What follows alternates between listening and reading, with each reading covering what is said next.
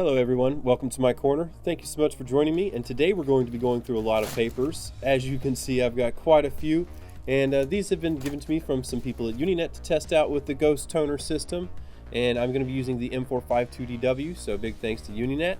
And so let's go ahead and get started. I'm going to turn on my little 15 inch by 15 heat press here, and then, looks like I'm going to have to move Mr. Kitty.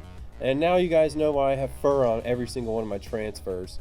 But anyway, let's go ahead and get started, and thank you for joining me here on Josh's Corner. The first paper we're going to be looking at is the UNINET iColor two-step select. Now this is a two-step paper. It's kind of like the Forever Laser Dark because it's a transparent paper, and it's got an A sheet and a B sheet. And so we're going to print on this using color laser transparency mode. And then, of course, just like in all my other Ghost videos, I'm going to print using the cyan, yellow, magenta, and black layer first, and then the white layer second, by replacing the black toner cartridge with the white. If you're interested in seeing this process, be sure to check out some of my other videos where I go into further detail on this exact subject many different times. Now, what you're going to do is place it inside the heat press. The B sheet, it has a rough paper side and then a smooth glossy side. The smooth glossy side is going to be your adhesive, and you're going to put that up against the A sheet, that has the foggy side with the toner on it. Press it with high pressure for 310 degrees Fahrenheit for 110 seconds, again with high pressure, and it's going to be an immediate hot peel as soon as it comes up. And with this paper, you'll notice when I'm peeling it, it doesn't, it's not the best for rasterized images or small images. It's really good for big, thick things. If you look in the corner of the white image up there in the top left corner of my transfer, you'll see that some of that square didn't transfer over. And then when we look close at the Mr. Miyagi, you'll see that some adhesive got stuck in between some of the small layers where I had some distressed textures or rasterization. And see, so there, you can see the white. And then if you look close on the Mr. Miyagi, see how you can see the adhesive filling in those holes? You don't want that. So here's a closer look at that. I'll flip it around and you can see that. See the adhesive everywhere? That's not the best thing. You don't want that. So, yeah. So, but look on this larger one. And this one I've got complete toner coverage, and so it's great for that. Now I'm just going to trim the edges just in case any excess adhesive got around the sides, typical for any laser transfer paper. And I'm going to press it here 250 degrees Fahrenheit, 20 to 30 seconds with high pressure. I'm going to cover it with one of my standard, my forever non-stick parchment paper. It's really just silicone parchment paper, the matte sheet. I use that all the time. I have a giant one, and it works great. So I pressed it for the entire 20 seconds here, just to give you a demonstration, and I thought I would have more stuff to talk about, but I kind of don't, because I don't want to give away the secret of the paper. Well, I guess I can. I really like this paper because it's stretchable, and it's great for solid images that, you're going to do a lot of those with Ghost, because, the Ghost is an entry level, crafter level, printer. If you're getting it for your business, you're getting it because you can't really afford a UniNet printer. But this paper right here, man, for solid images, it's super soft and it's affordable. It's priced a little bit under the Forever Laser Dark, so it's not a bad paper. You can't do your rasterized things, and you can't do small text and everything with it.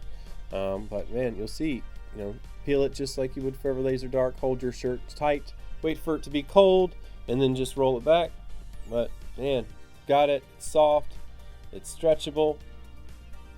It's nice, but here you can clearly see in those small little areas, you can see the adhesive. So it's good for your solid transfers.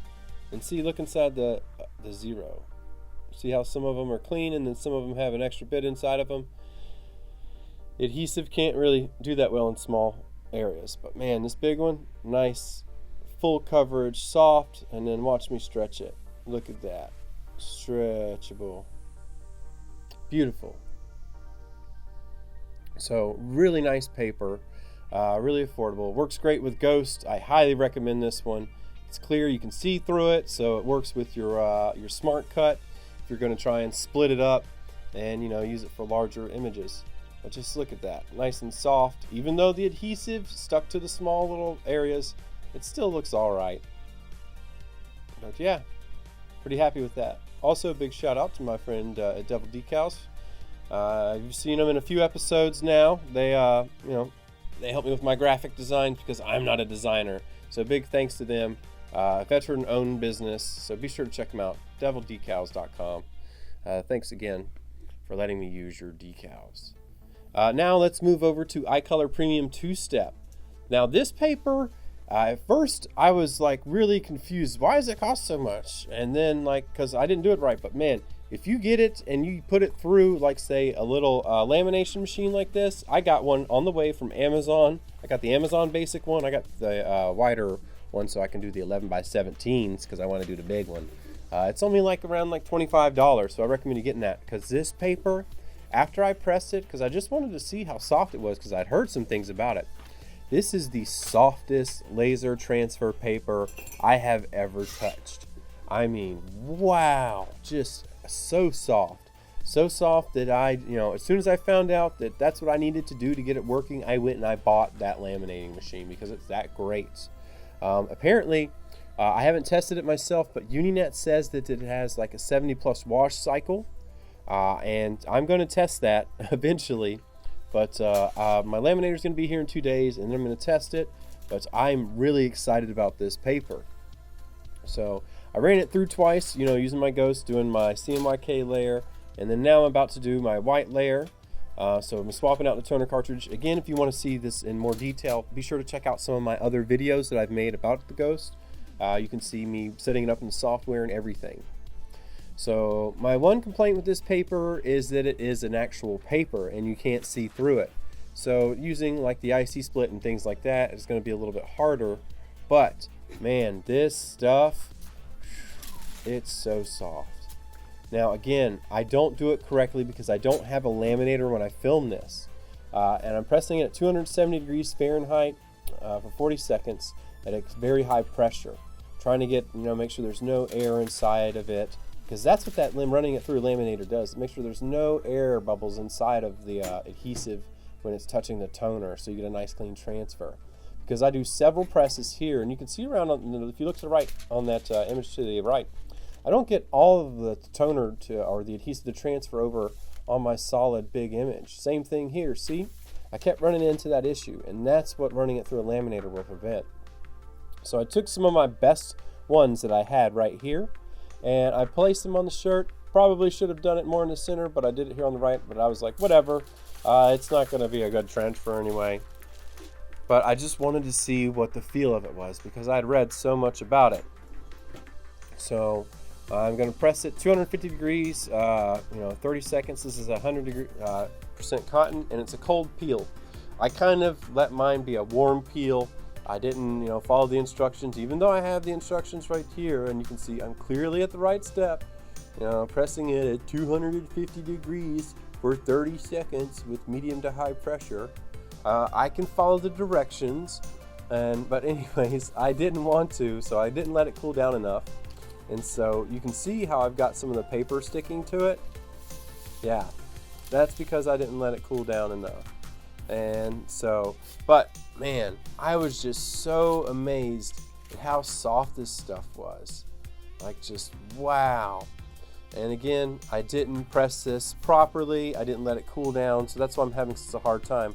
I'm going to dedicate an entire episode I'm going to do an entire video just on this paper. That's how impressive it is because it deserves it. It is so soft. And if that's true about the wash capabilities, then I mean, wow, this is a no-brainer. It's going to be a home run, but I will post an update to this video soon. I wasn't using enough pressure when pressing the A and B sheet together. I didn't run it through a laminator, but man, I can't wait to do this video because I can't wait to share this paper with you. As you guys know, I'm a big fan of laser transfer, and this paper right here could solve a lot of problems. Some people are like, oh, it's too hard, it's it's plastic. No, this paper, this will change things. I can't say enough about it. Now, Moving on, I'm going to talk about the two-step standard 550. I don't really have much to say about this because it's basically just forever laser dark with a thinner A sheet that's specialty made for iColor and UNINET for the 550. If you're going to use anything with your Ghost, either this or Forever Laser Dark, just get the Forever Laser Dark because the thinner A sheet can cause some jamming and trouble with your normal HP desktop printers and cheaper printers and stuff. But if you have it, it can work. Just make sure you clean out your printer. Now, next thing I'm going to talk about is light or white or one-step papers. This iColor Speed Translite, you might be thinking, Josh, I know that you hate laser transfer papers. You hate them. I've talked to you at trade shows and you've never said anything good about them. That is very true. But, I was told to give this paper a shot because, one, it has a hot peel. And that's very, very rare for these single-step papers. Now, the only thing, for me is my problem is they're warm peels sometimes. You'll press it and then count to 5 or 10 or 15, depending on how much toner you have. And I'm going to ruin 5 shirts. But this apparently is the answer. And, I was pleasantly surprised. I have never, ever had this good of an experience with a laser light paper or a single step. Just bam, bam. And the adhesive layer on it's not bad. You can even hear my own expression. I'm a little surprised. Well, yeah, I guess I call that surprise, but yeah, I was very impressed. And for some of these papers you worry, is it going to have that little crazy adhesive layer over the top of it? And it wasn't too bad here. I didn't have too much of that adhesive layer bothering me when I felt it. So if you apply a contour cut to it, this shirt is perfect. This shirt is perfect. This paper's really, really good. Next, we've got the iColor one-step laser transfer paper. This is another single-step paper. I didn't have much faith in this. It reminds me a lot of the Forever Laser Light with its temperature pressing at 390 degrees for 15 seconds, and then we're also doing a warm peel after waiting 10 to 15 seconds. As I just previously mentioned, I'm not a big fan of this, and I usually mess up about 3 to 4 shirts. So I've got a few different transfers here printed and ready to go for when I do mess this up. So we're just going to press it again, 15 seconds. I press it for 20 because I'm nervous and I know I'm going to screw it up. But going to do a warm peel. 1, 2, 3, 4, 5. Man, look at all the hair on my hands. This 4K resolution is pretty creepy, huh? All right, 4K so you can see all my errors and flaws. What? I actually had a decent transfer on the first one here. Yeah, so not bad. Now I've got to throw it through the washer and see how that holds up, but that's another video. But all in all, I'm actually kind of impressed. Now the adhesive, wherever there was nothing you can feel on the shirt, is still a little bit thicker than the last one, but the stretchability and everything's pretty good with it. It's not a bad transfer. So yeah, well, that's pretty much it for this video. I've covered up all but the glitter. I'm going to put that in another video and some other of the specialty UniNet papers that I'll put together hopefully this weekend for you. I do appreciate you watching. If you're interested in learning more about this or some other white toner products, be sure to check out my channel. I do a lot of this stuff, and I've also got some stuff about vinyl cutting. So thank you again for watching. Have a wonderful day.